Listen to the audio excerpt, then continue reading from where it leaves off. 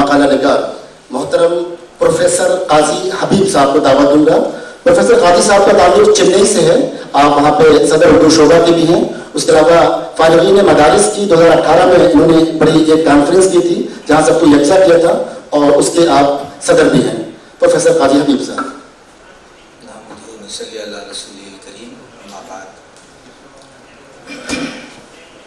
मजलिस सदारत के अरकान डॉक्टर रहीम मोहम्मद अंसारी साहब, डॉक्टर फरमान नदवी साहब, मकाला निगार हजरात,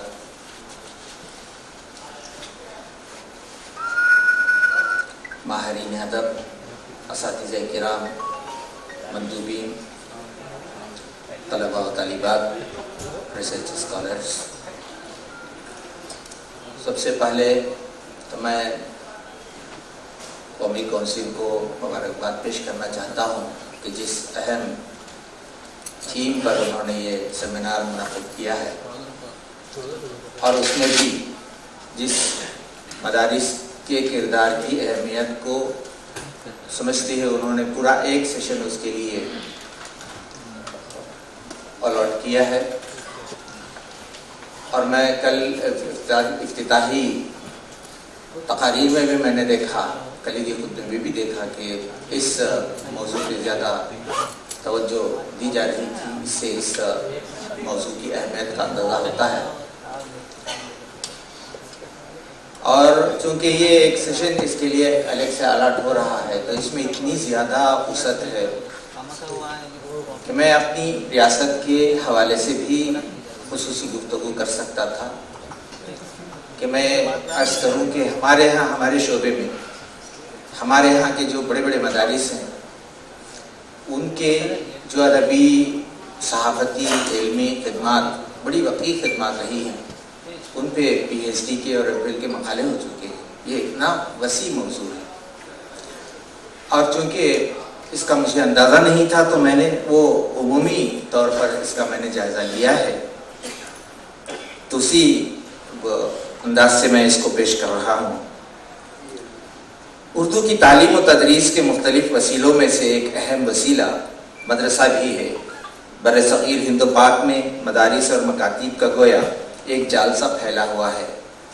जितनी तादाद में मदारिस और मकातीब हैं, शायद इतनी मकदार में असरी तालीम के उर्दू इदारे भी मौजूद नहीं हैं।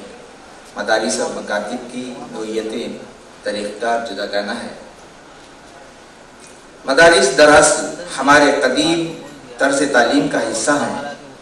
कदीम ज़माने में इन मंदिरों, तीर्थ स्थानों, गुरुकुल और पाठशालाओं में तालीम का भी नज़्म मौजूद होता था, लेकिन ये तालीम सबके लिए आम नहीं थी। ये शाही ख़ानदान और आला ज़ात के हिंदुओं के लिए मखसूस थी। हिंदुस्तान में मुसलमानों की आमद के बाद ये तहदीदात ख़त्म हो गई। तालीम के नज़रे में भी वसअत पैदा हो गई। दर्स तदरीस का जो निज़ाम उन्होंने बगदाद, खुरासान, मिस्र और इस्कंदरिया में कायम किया हुआ था, इसे हिंदुस्तान में भी फैलाया। इस वक्त तक इदारों की सूरत नहीं बनी थी, बल्कि तालीम का मर्जा रिजाल तक मौजूद था। हर फन के माहिरीन मौजूद थे, हर एक अपने जौहर की अलग अलग शोहरत रखता था। तालिबान उनकी तलाश में निकलते और खिदमत में हाजिर रहकर मुस्तफ़ीज़ होते थे। चराग से चराग जलता था। प्रोफेसर खलील अहमद निज़ामी की तहकीक से पता चलता है कि इब्तदाई दौर में 5 अक़साम की दीनी दरसगाहें थीं, जो मुख्तलिफ पैराए में दीनी तालीमात की नशो इशाअत करती रहीं। जैसा कि वो लिखते हैं, कोट, इस्लामी हिंद के इब्तदाई दौर में मुंदरजे झील की दरसगाहें मिलती हैं। 1 हुकूमत की कायम की हुई, 2 खानखाहों से मुले, 3 मस्जिदों से मुले, 4 मज़ारों से मुले, 5 इनफिरादी। मैं कुछ हिस्से छोड़ के आगे बढ़ रहा हूँ। हिंदुस्तान में मदारिस और मकातिब की अहमियत के एहसास सबसे पहले हज़रत शाह वलीउल्लाह की तहरीक से पैदा हुआ। शाह वलीउल्लाह और उनके खानवादे के बुजुर्गों ने एक तरफ मगरबी अफकार और नज़रियात की आंधियों से मजहबी बुनियादों को तहफ़्फ़ुज़ देने के लिए और अंग्रेज़ी हुकूमत के चुंगल से आज़ादी हासिल करने के लिए मुसलमानों को सफारा किया। دیکھتے ہی دیکھتے انگریزوں کے خلاف ملک بھر میں زبردست محاذ آرائی ہو گئی. انگریز حکمران علماء کو اپنا سب سے بڑا دشمن اور مدارس کو حریف ٹھکانوں کے طور پر آنکنا شروع کر دیا. لیکن ہندوستان بھر میں معجزاتی طور پر نمو پذیر مدارس کے اس جال کو وہ روکنے میں کامیاب نہیں ہو سکے. علوم مشرق اور اسلامی قدروں کی پاسداری میں ہندوستان کے علماء دین کو بھاری قیمت چکانی پڑی. بقول مولانا ابوالحسن ندوی کوٹ 20ویں صدی عیسوی کی پہلی دہائی میں ہندوستان کی آزادی کا سور پھونکا گیا. آزادی کی تحریک اور تحریک خلافت وجود میں آئی. سب سے پہلے اور سب سے زیادہ قربانیاں طبقے علماء کے افراد اور فضلاء مدارس نے کی. انگریزی کی مخالفت محض ایک زبان کی مخالفت نہیں تھی، بلکہ ایک یورپی تہذیب اور غاصبانہ ذہنیت کی مخالفت تھی. علماء کے موقف کی وضاحت کرتے ہوئے بعد میں مولانا اشرف علی تھانوی نے کہا تھا کہ انگریزی پڑھو مگر انگریز نہ بنو. علماء کی اس تشویش کا اظہار کسی نہ کسی درجے میں دیگر ہندوستانی رہنما اور دانشور بھی کرتے رہے تھے، اس لیے کہ ہر ایک کو اپنی اپنی ریت و روایات، تہذیب و تمدن اور ثقافت و معاشرت کی پڑی ہوئی اندیشے ہر دل میں گل گلا رہے تھے.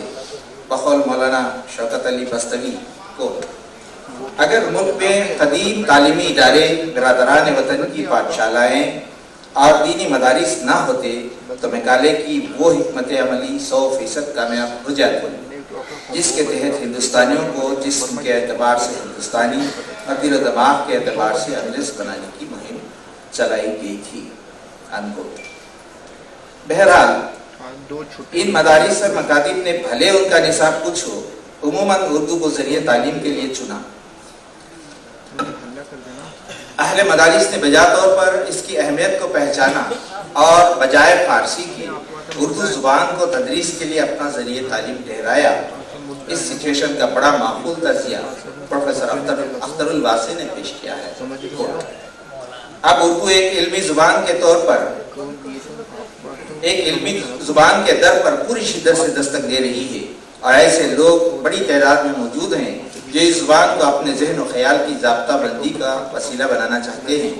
پھر دھیرے دھیرے اردو ان مدارس کا بنیادی علمی اظہار بنتی چلی گئی. 18ویں صدی میں شاہ ولی اللہ کے فرزندان نے قرآن کریم کے اردو میں پہلی مرتبہ تراجم کیے تو یہ اعلان تھا کہ دینی علوم کی اشاعت کے لیے اب اس زبان کو منتخب کر لیا گیا ہے. اس کا نتیجہ صاف ظاہر ہے کہ آج عربی اور فارسی سے زیادہ اردو میں دینی کتب کی اشاعت ہو رہی ہے.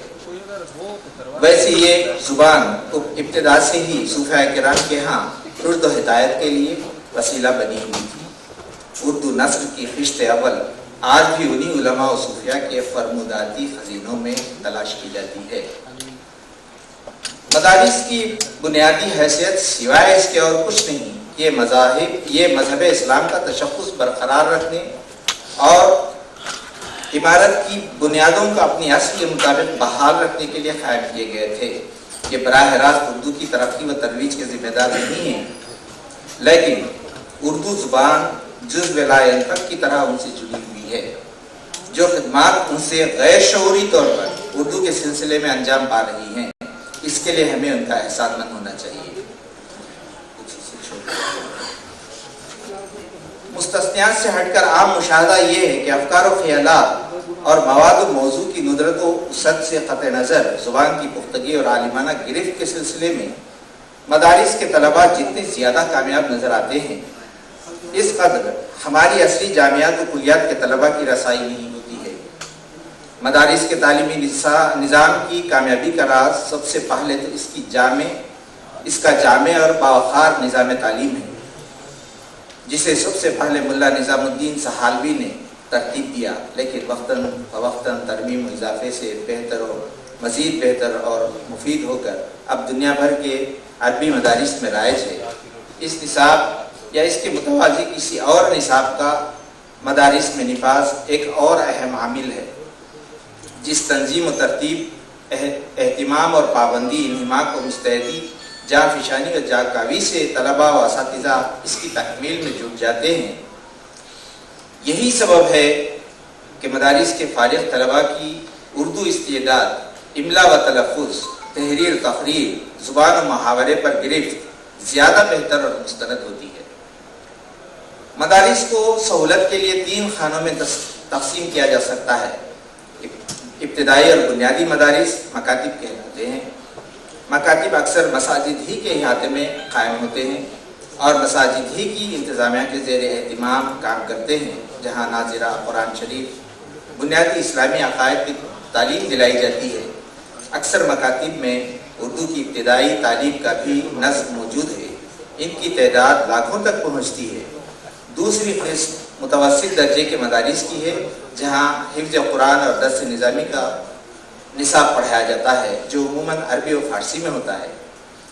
بعض مدرسوں میں اس روایتی نصاب سے ہٹ کر عربی آمیز نصاب رکھا گیا ہے، جس میں منطق اور فلسفہ نکال کر منقولات ہی پر اکتفا کی گئی ہے اور زبان و انشاء کی تعلیم پر زور دیا گیا ہے۔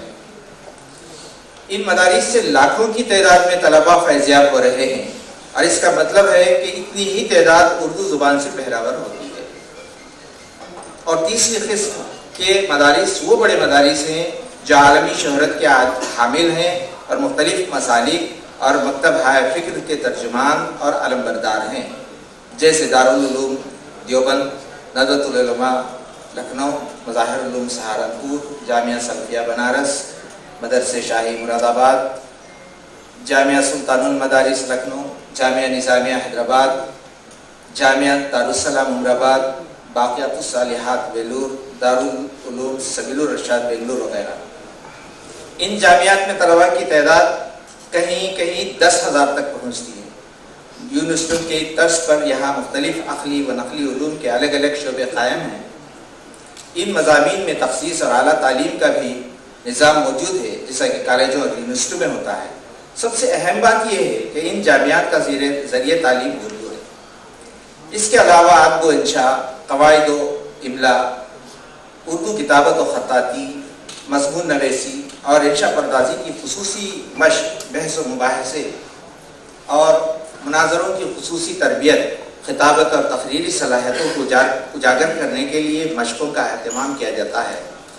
بعض جامعات میں تحریری قابلیت بڑھانے کے لیے قلمی رسالوں کا بھی اہتمام کیا جاتا ہے۔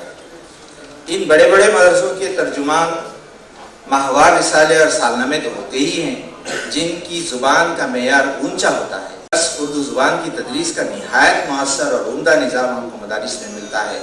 البتہ معیار کے لحاظ سے درجہ بندی ہو سکتی ہے۔ اردو ادب کا بھلے ہی یہاں انتظام نہ ہو، لیکن زباندانی اس سے بہتر شاید ہی کسی اور وسیلے سے ممکن ہو۔